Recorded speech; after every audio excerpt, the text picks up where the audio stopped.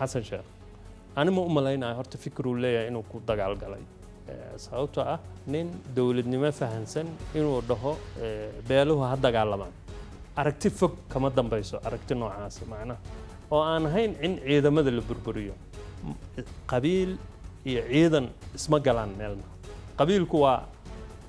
aan yaacno yaa daran al-shabaab oo la dagaalamo laga guulaysto iyo in reeraha la hubay waxaa daran oo consequential oo dhib weyn leh in qabiilada la hubeeyo fiiri horta wadahadalka hadduu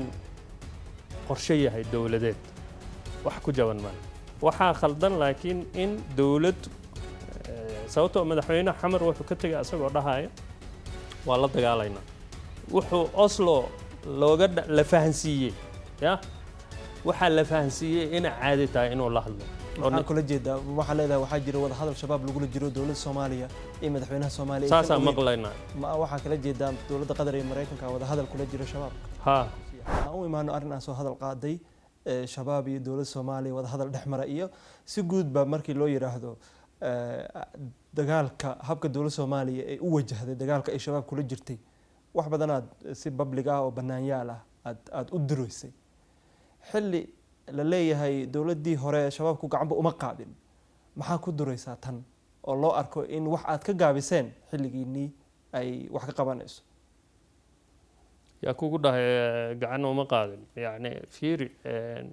dowlad horta dagaal marka qaadaysa dagaalku wuxuu u baahan yahay khidad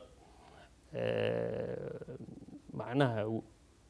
complete ah oo macnaha dhammaystiran wuxuu kaloo u baahan yahay aragti fog annaga markaan joognay waxaan ku dadaalnay haddii aan meel qabanayno in meesha la hayo sida ogtahay loo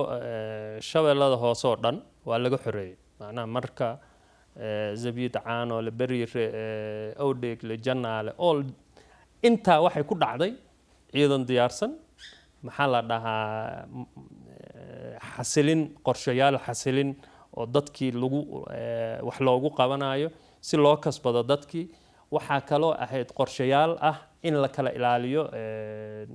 ama la dhexdhexaadiyo community-yada beelaha ishahaya oo dana ama isku haya ama ceelal isku haya ama beerar isku haya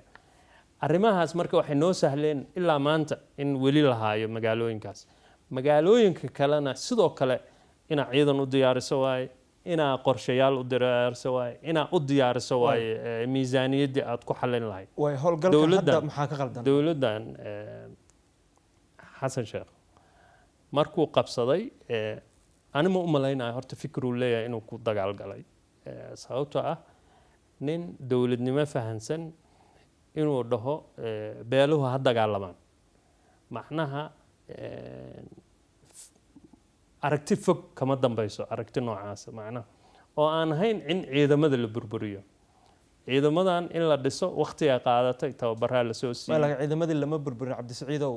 dowladda dagaalka qeyb ka ahaayeen shabaabkuna beelahana qeyb ka ahaayeen ciidan marka beelo ku darto waad burburisay ciidanka waliba beelaha la hubeeyay waa ayaga la empower gareeyay ayaga qaarkood taliyayaashii la yiri ayaga ka amar qaata miyana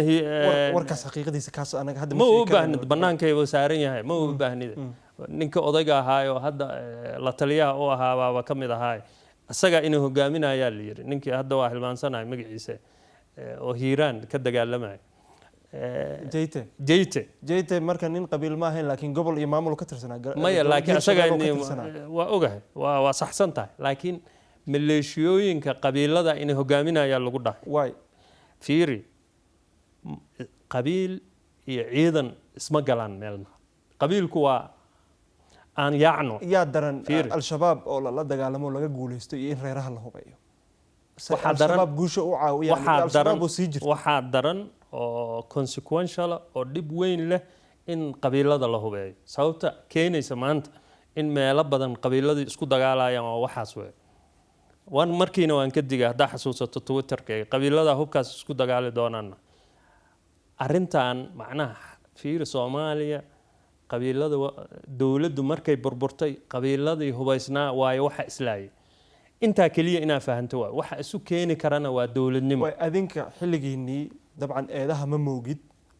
qaarkood dad dowladda ka tirsana oo ama dowladihiina ka tirsanaya yiri tuun badanoo waxaa jira ahaa ama eedaha la idiin soo jeedinaya al-shabaabku inay xoogeysteen canshuuro ka qaadayeen. waxaan u malaynayaa Salaad Cali Jeele ninkii wakiilka idinkaga ahaa danjirihii Jabuuti fadhiyay si banaanyaala inuu lahaa waa isku dhex milmeen shabaabkii dowladda xilligoodii. eedahaas iyo waxaas oo dhan oo la soo jeedinaya la taliyihii amniga qaranka anoo la taliyaha amniga qaranka muu dhahay dabcan markaa tagteen mise hadduu dhahay markaa tagteen dhib male taas fiiri ma ka hadlayno taas macnaha qofku wuxuu wax kastaa dhici kara ma ogtahay pressure iyo wax walba iska imaan kara dhib male taas macnaha warkaa waa lagu qasbay miya ka wadaa macnaha maya ma u baahna in laga jawaabo markaas oo kale ma ogtahay fiiri qofku markuu xoogaa xoryaha la weydiin karaa su-aalahaas laakiin aan usoo noqona su-aashaada laftigeeda aan saa u qiimeyn haddii ay saas tahay aniga markaan kasoo tegaya xamar intayna xukuumaddan ayna maaragta la wareegin si fiican wax ula wareegin al-shabaab waxaa loo yaqaanay inay maafiya ahayd joornaalada iyo BBC iyo cid walbana way sheegaysa maafiya waxaa loo dhahayay keliya baaday qaadayeen wax kastoo kale way ka soo wareegeen ilaa xamar meelo ka mid ahay baadda ka qaadayeen okay waay weli waa ka qaadaan baadaas marka laakiin fiir maafiya New York ay ka jirtaa waxay ka jirtaa Italy la aniga waa ku faraxsanaa in maafiya la dhaho sababtoo ah waxaan kala wareegnaa ku sheega waxaan kala wareegnay ideology oo ahaa inaysan Soomaaliya matalin ayaga danaha qofka Soomaaliga annaga inaan matalno waxaan kaloo kala wareegnay musuqmaasuqi iyo eexdi waxay wax walba oo doodihii al-shabaab ahaa aan ka ahayn macnaha in ay al-qaacida yihiin ay adduunka waan kala wareegnay oo Soomaaliya ku saabsanaa eex in la ilaaliyo in shaqada dawladda la hagaajiyo in adeegida shacabka muwaadiniinta la hagaajiyay in wax kasta oo ka hor imaan kara qofka muwaadinka iyo xukuumadda inaysan khilaaf in la hagaajiyo. Cabdisiciido marka inta xilka hayseen maxaa ka leedahay dooda ah shabaab dhaqaale ahaanay koreen dagaal lama gelin waa nasteen oo waa isballaariyeen waxay gaareen meelo ka mid ah xarumihii magaalada Muqdisho meelihii dawladda canshuur inay canshuur ka qaadayeen ama lacag qaybtooda qaadanayeen waxaasoo dhan ma waxaa leedahay waa eed liska yiri maya fiiri qofka hadda dhahaya al-shabaab halkaanay shaqo canshuur ka qaadayeen eed waay moogta waa okay eedaas marka waxaa la rabaa inuu dhaho meeshaanay ka qaadayeen al-shabaab canshuur maantana kama qaadaan intaas kaliya ma ay xaqiijin karta marka haddii ay ka qaadi jireen haddana ay qaadaan taa dhab ima aragtid miya hadday mar maya fiiri aniga markaan joogo meesha horta haddaa adiga mas-uul tahay waxa waaye waxa aa aragtid inaa xagaajisid soo ma annaga qorshaan u dejinay si looga hortago waxaan la dhaho maxaa la dhahaa inay canshuur ay dhaqaalaha iyo keligood ma canshuur keliya ma illicit financing waxa la dhaho lacagta hubka lagu gado lacagta maaragtay al-shabaab si uun u qabteen marka dareenka ah in magaalada Muqdisho dhexdeeda ay lacag qaadayeen ama airportka ama dekedda ha ahaado ama ganacsiga gaar loo leeyahay fiiri committee baan sameynay fiiri al-shabaab waxay isticmaashaa waxyaalaha qaarkood waa technicality tacticska al-shabaab ay isticmaalaan oo kala duwan ama qaraxyaha ahaadaan ama assassination ha ahaadaan ama dhaqaalaha ahaadaan ama technology ha ahaadaan su'aasheedu u soo mid walba qorshe ka degsanaa looga hortagayo laguna qabanayo dadna in la qabteen dareenkaas ma aragteen arinka dhaqaalaha la xiriira shabaabku in dhaqaale ay guddiga oo sameynaan ku dheeray guddiga ma ogaadeen arinka guddigu waaba wayba waxa ay maxaa la dhahaa reportyada ina akhrisaa fiican moogta inoo sheeg wixii ka soo baxay guddigaasi guddiga waxa ka soo baxay in farsamo la sameeyay oo ah farsamadaas oo ah sidii looga hortagi lahaa maxaa la dhahaa arrimahaas inay lacag aruuriyaan ha sidii looga hortagi ma sameeyeen hirgeliseen inta joogteen farsamooyinkaas waa la hirgeliyay waay si kooban waqtigii gabagabadiisii aan joognaa wada hadallada shabaabka bilowgii wareysiga waa durtay in madaxweynuhu uu yiri shabaab aan la hadleynaa maxaa ku jaban in shabaab la hadlo adoo bilowgii soo hor qaaday Mareykanka iyo Taliban inay wada hadleen fiiri horta wada hadalka hadduu qorshe yahay dawladeed wax ku jaban male oo dawladdu inta ka dooday ay go'aansatay inay ka hadasho arrintaas nimankaana la hadasho sida loola hadlaayo xagga wax ka khaldan ma jiraan. hay maxaa qaldan hadda waxaa khaldan laakiin in dowlad sababtoo madaxweynaha xamar wuxuu ka tegay asagoo dhahaya waa la dagaalaynaa. wuxuu Oslo la fahansiiyey waxaa la fahansiiyey inay caadi tahay inuu la hadlo, sababtoo ah sidaan u malaynayo aniga markaasuu wuxuu ogaaday in wadahadal socdo. maxaa kula jeedaa waxaa leedahay waxaa jira wadahadal shabaab lagula jiro dowladda Soomaaliya iyo madaxweynaha Soomaaliya saasaan maqlaynaa. dowladda la rabaa inay caddayso. yaa ka maqasheen waa bannaankay taallaa. macnaa annaka wariyaal aan nahay weli ma hayno. waa inaad raadisaa. waay inoo sheeg marka yaa waay cidda shabaab la hadlaysa oo madaxweynaha iyo dowladda Soomaaliya aysan dowladda ogeyn. Qatar iyo Mareykanka inaad waraysato waay. ma waxaa kala jeedaa dowladda Qatar iyo Mareykanka wadahadal kula jira shabaabka. adigaana lagaa rabaa inaad goormuu dhacay waayo adiga annagana warka waxaan ka keennaa dadka ogey asbuucyadii lasoo dhaafay. halkuu ka dhacay halkuu ka dhacay waa socdaa hadalladaas. wadahadalladu waa socdaa. maxaysan dowladda Soomaaliya qayb uga ahayn sidee Qatar iyo Mareykan shabaab ula wada hadli karaan ayadoo dowladda Soomaaliya aysan tala ku lahayn ama qayb ku ahayn. waa sida lagu burburiyay dowladdii Afghanistan soo ma fiiri marka adiga dowladnimada ka shaqayn weydo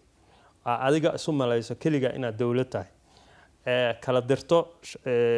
xubnahaagii dowladda adiga meel walba taagan tahay aadan clear ahayn waxa aad ka shaqaynayso dadku waa ka shaqaysanayaan. marka waxaa leedahay dowladda Soomaaliya wadahadal aysan waxba ka ogeen tala aysan ku lahayn ayaa socda oo u dhaxeeya Mareykanka iyo Qatar iyo shabaab. waxaa socda wadahadal qarsoodiye oo cidda ka shaqaynaysa ay labada dowladood yihiin. dowladda Xasan Sheekhna hogaamiyana hadduu og yahayna waa og yahay ayadoo raalli ka ah baa la wadaa oo dadku ka qarinaya labadaa mid waay ama maba ogaba hadduuna ogeynna waa ceeb kale. waay maxay kula tahay marka gunaanidkii inay ka wada hadlayaan maxaa laga wada hadli karaa saddexdaas dhinac inoo sheeg adiga. waxaa laga wada hadli fiiri conditionka ugu horeeya ee kooxda al-shabaab waxa waaye waa sidii Taliban 10 ay Taliban ka qaateen waxa waaye inaysan aqoonsanayn dowladda Soomaaliya. soo haddii cid lala hadlaayo ayaga in lala hadlo. marka nasiib darrada meesha taalla waxa weeye in madaxweynaha villa Soomaaliya jooga oo dowladda federaalka Soomaaliya madaxweynaha u ah in dhaqdhaqaaq socdo asagiina hadduu og yahayna dee asagay u taalla. cabdisiciidow waa soo gabagabaynaynaan waana mahadsan tahay. madaxweynaha Soomaaliya wuxuu sheegay in aysan jirin wax wada hadal oo leeyihiin ama ay la yeelan doonaan shabaabka. khudbadihii ugu dambeeyay uu sheegay warkaa waa kaas baa ka dambeeyay marka intaasna waxaan ka wadaa uun afeef ahaan dowladdana waa weydiin doonaa adigana waa mahadsantahay waa ku mahad celinaynaa. adaa mahadsantahay.